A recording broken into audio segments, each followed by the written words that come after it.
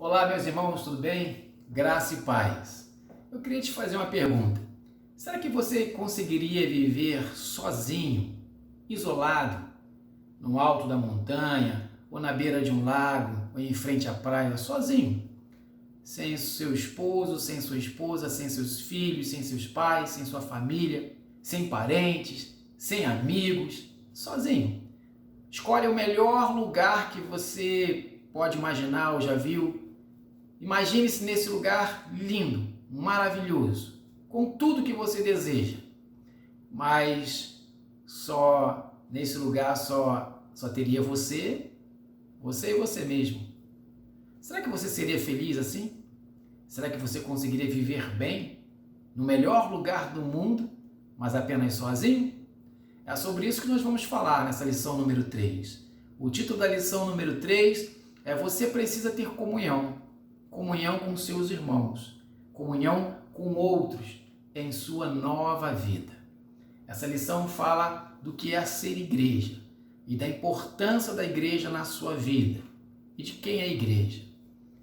Eu queria ler para vocês o primeiro texto de Colossenses 1,18 que diz assim: Ele é a cabeça do corpo que é a igreja, é o princípio e o primogênito dentre os mortos, para quem tudo tenha a supremacia. Colossenses 1,18. Quem é a igreja? Será que a igreja é aquela construção que você está acostumado a ir, naquele endereço certo, num horário determinado? Jesus vem nos afirmar que não é isso. Onde você vai é o templo, é a igreja física. Mas Jesus está falando de algo muito mais importante do que a igreja física, do endereço e local onde você costuma cultuar a Deus. Jesus está falando de você. Você é o templo do Espírito Santo de Deus. Ele está dizendo o seguinte, que Ele, Cristo, é a cabeça do corpo, desse corpo que é a igreja. Ele, Cristo, é o princípio, é o primogênito dentre os mortos, para que em tudo tenha a supremacia. Jesus está afirmando, Jesus afirma na sua palavra que Ele é o cabeça, Ele é o comandante desta igreja de Cristo Jesus. Ora, o que significa isso? Significa que Deus está tratando a igreja alegoricamente como um corpo humano. E nós vamos entender, e sabemos disso, que o que comanda o corpo humano não é o joelho, nem o cotovelo, muito menos o dedinho mindinho. O que comanda o seu corpo humano está na sua cabeça, ou seja, é o seu cérebro. É ali que está o comando de todas as coisas. É por isso que o texto diz que Jesus é o cabeça, porque Jesus é o comandante da Igreja de Cristo nesta terra. Aqui também vem dizendo em Romanos 12, 4 e 5, que é o número 3, exercício número 3, diz assim: Assim como cada um de nós tem um corpo com muitos membros, e esses membros não exercem todos a mesma função, assim também em Cristo nós, que somos muitos, formamos um corpo, e cada membro está ligado a todos os outros. Jesus usa o corpo como alegoria e isso é muito importante. Por quê? Cada um de nós tem uma função na igreja. Assim como no corpo humano, cada parte do corpo tem uma função. As mãos têm funções específicas, os pés têm funções específicas, os olhos têm funções específicas. E todos estes membros que eu mencionei são membros visíveis, membros do meu corpo que todos estão vendo. Agora, será que todos os membros do seu corpo, ou todos os órgãos do seu corpo, que também é chamado de membro, são visíveis? Será que o seu fígado é visível para todo mundo? Ou para você mesmo? Será que o seu rim, seu coração, que é algo tão importante para o seu corpo, será que ele é visível ou é um órgão importantíssimo, mas que está escondido, está oculto, está fazendo o seu trabalho, mas nem você mesmo percebe muito? Jesus está dizendo, aqui através do texto em Romanos, usando Paulo, dizendo, assim como cada um de nós tem um corpo com muitos membros, esses membros não exercem todos a mesma função, ou seja, o coração é o coração. O coração não é fígado. E o fígado não é o calcanhar. E o calcanhar não é o joelho. Cada membro do seu corpo tem uma importância vital para que todo o corpo funcione bem. E aí vem dizendo, assim também em Cristo nós somos muitos, formamos um corpo. E cada membro está ligado a todos os outros. Ou seja, quando você reúne a igreja local, ali com 30, 50, 100 membros, 1000 membros, são membros de um corpo onde o cabeça é quem? É Cristo Jesus. E este Cristo Jesus, o nosso Redentor, é Ele que comanda a igreja. É como se fosse o nosso cérebro, né? O cérebro de nosso corpo. Ele é o comandante de nosso corpo. Mas dentro da igreja, da vida da igreja, nós temos tantos departamentos e tantos ministérios funcionando ativamente e que são usados poderosamente por Deus.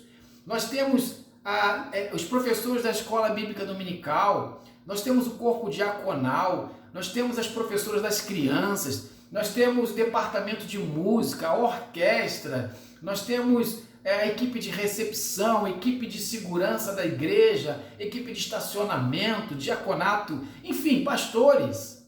São membros da igreja com atividades ou com dons, exercendo os seus dons e seus talentos em áreas específicas. Assim como o coração tem a função de coração, o fígado tem a função de fígado, o rim tem a função de rim.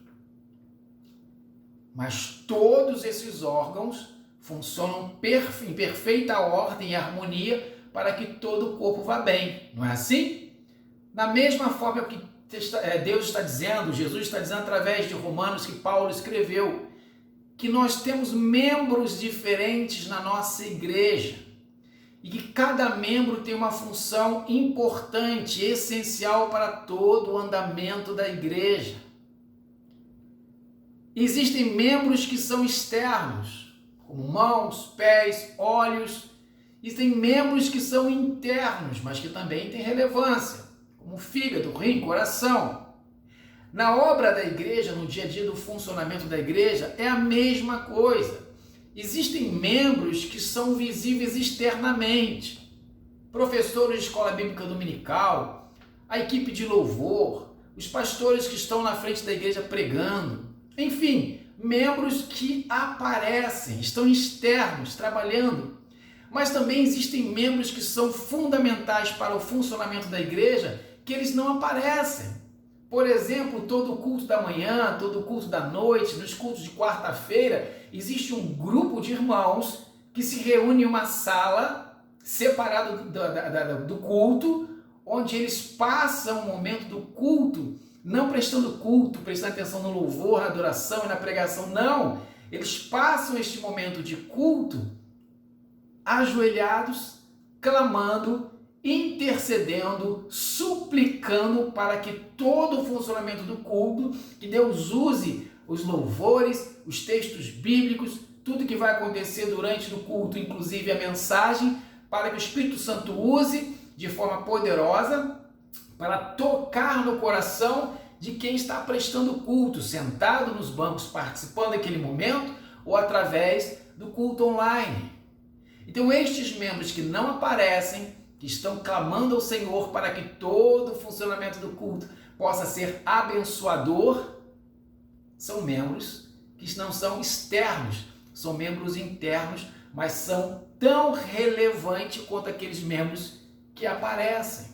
Durante o culto, várias classes funcionam, principalmente o departamento infantil. Então você está vendo, participando do culto e vendo ali no púlpito, né, todo o organismo vivo da igreja funcionando, mas existe toda uma estrutura que foi montada com membros voluntários trabalhando para que o culto possa funcionar bem, tanto na sala das crianças, como a equipe de segurança, de apoio, recepção, enfim, toda uma estrutura montada. Ora, talvez alguns desapercebidos possam achar que o membro mais relevante da igreja seja aquele que está no púlpito, sejam os pastores, sejam os músicos, a orquestra, o coro, enfim. Mas para Deus e para o funcionamento da igreja, todos os membros se complementam. Por isso, é fundamental que você não seja tímido, que você não se esconda, porque a igreja precisa de você, precisa do seu dom, precisa do teu talento, precisa da sua vida ativa na igreja, trabalhando e produzindo. Ah, pastor, mas eu não sei o que fazer. Procure o seu líder. Procure o seu líder. Ele vai te ajudar, ele vai te discipular, ele vai te instruir, ele vai te encaminhar para treinamento, se for necessário, para que você possa usar os seus dons e talentos de forma eficaz e com excelência na igreja e para o funcionamento perfeito desse organismo vivo que é o corpo de Cristo, que é a igreja, e onde o Cristo é o cabeça. É importante também frisar aqui o texto Atos 2:37 em diante, diz assim: quando ouviram isso, ficaram aflitos em seu coração e perguntaram a Pedro e aos outros apóstolos: irmãos, que faremos? Pedro respondeu: arrependam-se e cada um de vocês seja batizado em nome de Jesus Cristo para perdão dos seus pecados e receberão o dom do Espírito Santo. E ali vem dizendo que milhares, 3.000 pessoas se converteram lá em Atos 2:37 em diante. Ora, o que significa isso? Significa que para você ser membro de uma igreja, você precisa passar por dois momentos. O primeiro é ter um encontro com Cristo através do arrependimento e fé, ok? Beleza. Só que tem que ter outro momento, que é a ordem de Jesus, crer e ser o quê? Crer e ser batizado. Você precisa ser batizado nas águas.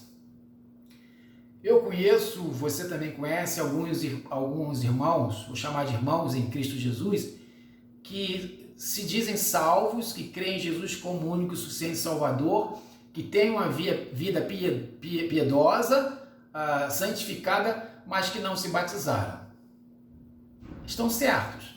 Não. Estão completamente equivocados com relação à sua fé. Crer e ser batizado é uma ordem de Jesus. E quando você crer em Jesus e não cumpre esta ordenança de ser batizado, primeiro que você não pode ser membro da igreja. E você deixa de abençoar a igreja e de ser abençoado. Segundo, que você está em estado de desobediência. Porque a ordem de Jesus é, quando você crer, você precisa o quê? Ser batizado. Não é sugestão de Jesus. Não é um aconselhamento de Jesus. É ordem de Jesus. Crer e ser batizado. Ora, quando você recebe a ordem, você só tem uma coisa a fazer. É cumprir. E se você não cumpre, você está em estado de desobediência a Deus. E é óbvio que isso causa consequências na sua vida como um todo.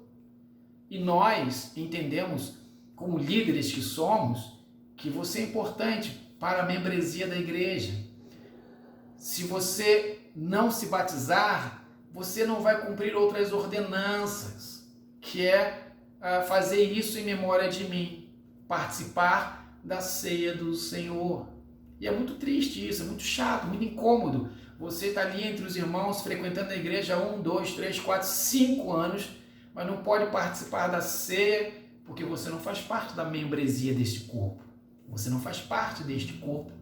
Não porque o corpo não te quis, mas porque você foi desobediente. Então, você precisa se batizar, ok? Agora, por último, diz assim o texto de Mateus 28, 19 e 20, diz: portanto, vão e façam discípulos de todas as nações, batizando-os em nome do Pai, do Filho e do Espírito Santo, ensinando-os a obedecer a tudo o que lhes ordenei. E eu estarei sempre com vocês até o fim dos tempos. É Jesus falando. Mais uma vez eu digo, se Jesus falou é ordem, tem que ser cumprido. Por isso que eu vou ler novamente. Mateus 28, 19 a 20. Portanto, vão e façam discípulos de todas as nações, batizando-os em nome do Pai, do Filho e do Espírito Santo. Ora, Jesus está falando para os seus discípulos. E a partir dali, seus discípulos iniciaram o ministério da pregação da palavra. Você é discípulo de Jesus? Eu sou discípulo de Jesus? Claro que sim. Se você crê em Jesus como seu único e suficiente Salvador, você é discípulo de Jesus e por isso que você tem que cumprir as suas ordens, crer, ser batizado, estar em comunhão com a igreja, participar da ceia do Senhor e também proclamar o evangelho da salvação, pregar o evangelho a toda criatura. Alguns crentes acham que essa promessa, essa ordem é só para missionários. Não. É para você, é para mim. E onde é que eu começo, pastor, a pregar o evangelho a toda criatura? Você começa a pregar o evangelho a toda criatura no seu núcleo social. Inicia na sua casa, para a sua esposa, para o seu marido, para os seus filhos, para os seus pais, para o seu núcleo familiar, para os seus parentes, para os seus amigos, vizinhos, colegas de trabalho. Prega o evangelho. E pregar o evangelho não é só com a verborragia, ou seja, não é só com a palavra, não. A palavra é importante, mas a palavra vem depois, a palavra é para o que Jesus fala depois, ensinando-os a obedecer a tudo o que lhes ordenei, ou seja, ensinar é com palavra, através do discipulado, mas você prega o evangelho é com a sua vida, não é dando carteirada de crente, chega num lugar eu sou crente, chega no outro lugar eu sou crente, chega no lugar eu sou pastor, eu me arrepio quando alguém chega para mim, nem conheço, fala, sou pastor, me arrepio, mas você é pastor, você arrepia? Eu tenho medo, pavor. Crente não dá carteirada de crente. Crente vive o cristianismo. E as pessoas, ao olhar para você, elas vão perceber que existe algo diferente que elas nem entendem, mas sabem que é algo especial. E elas vão se aproximar de você para entender que negócio é esse. Você é honesto, você é digno, você tem caráter, tem hombridade. De onde vem isso? Isso vem de Cristo Jesus. Não é obra minha. Cristo faz isso em mim. E aí sim, você começa a usar o verbo, a palavra para pregar o evangelho.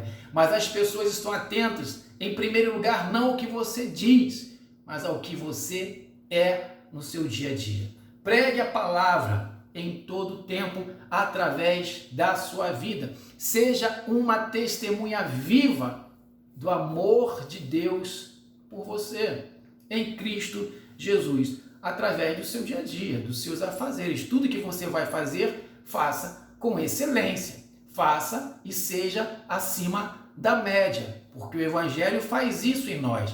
Faz com que nós busquemos ser pessoas acima da média. Cristo nos capacita e vai te dar capacidade também para você se instruir e pregar o evangelho. Ao pregar o evangelho, ao fazer discípulo, Jesus diz que esses discípulos precisam ser batizados e você precisa caminhar estas pessoas que você conhece, que recebeu a palavra, que falaram, eu creio no seu Deus, eu creio no seu Cristo. Então você precisa encaminhá-las para uma igreja para que elas possam cumprir a ordem de Jesus, ser batizado. E depois a igreja, como estrutura, serve para isso, para ajudar o discipular. Discipular não é fácil e não é qualquer um que consegue discipular. Então, dentro da igreja, existem membros que foram preparados e têm o dom de ensinar. São estes membros da igreja, do corpo de Cristo, que estão preparados intelectualmente, emocionalmente, teologicamente para ensinar, que irão fazer, que discipular. Mas eu não posso discipular, pastor? Claro que pode. Todos nós devemos discipular.